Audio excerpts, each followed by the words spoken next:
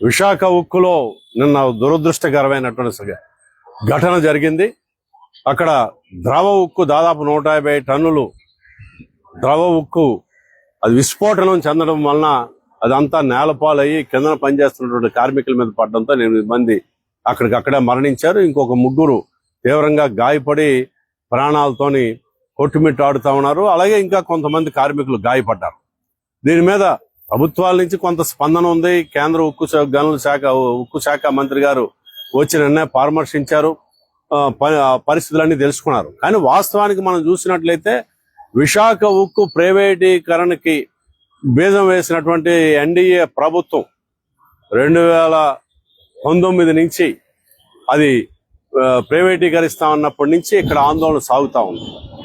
ఈ ఆందోళన చల్లబరచడం కోసం రకరకాలుగా లేదు మేము విశాఖ ఉక్కుని పరిరక్షిస్తామనే పద్ధతుల్లో ఇక్కడ కూటమి ప్రభుత్వం వాళ్ళు ప్రయత్నం చేస్తూ ఒక అరాకొరా నిధులు కేటాయిస్తా ఉన్నారు.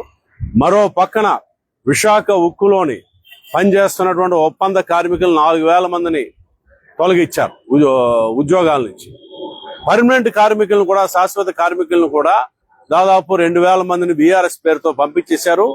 అప్పటి నుంచి 19 నుంచి ఇప్పుడు దాకా రిటైర్ అయిన వాళ్ళని ఇంటికి పంపిస్తున్నారు తప్ప అలా ఖాళీ అయినటువంటి ఒక్క పోస్టుని కూడా మళ్ళీ తిరిగి కొత్త ఉద్యోగులు తీసుకునేటటువంటి పరిస్థితి లేకుండా అయిపోయింది. దీని వలనే అదే విధంగా యంత్రాలు పాతవైపోయి 30 సంవత్సరాలు దాటిపోయింది విశాఖ ఉక్కు ఉత్పత్తి ప్రారంభించి.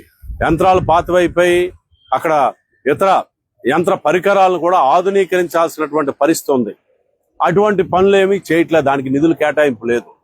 మరో పక్క భద్రతా ప్రమాణాలను కూడా గాలికి వదిలేసినటువంటి పరిస్థితి స్పష్టంగా కనిపిస్తా ఉంది.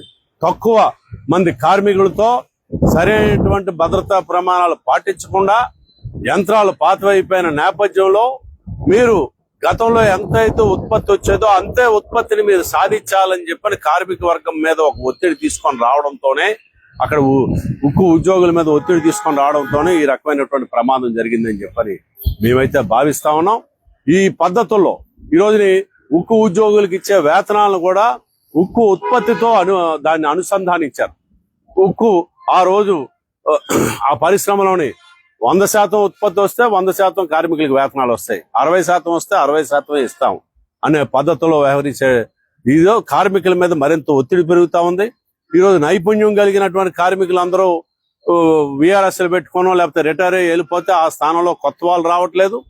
ఉన్నటువంటి కార్మికుల మీద పని ఒత్తిడి విపరీతంగా పెరిగి పనిభారం పెరిగి వాళ్ళకి ఇబ్బందులు ఎదురవుతున్నటువంటి నేపథ్యంలో యంత్ర పరికరాలను కూడా ఆధునీకరించకపోవడం, అలాగే అక్కడ పాటించాల్సిన భద్రతా ప్రమాణాలను గాలికి వదిలేయడం వల్లే ఇటువంటి ప్రమాదాలు జరిగాయని చెప్పని మేము భావిస్తున్నాం.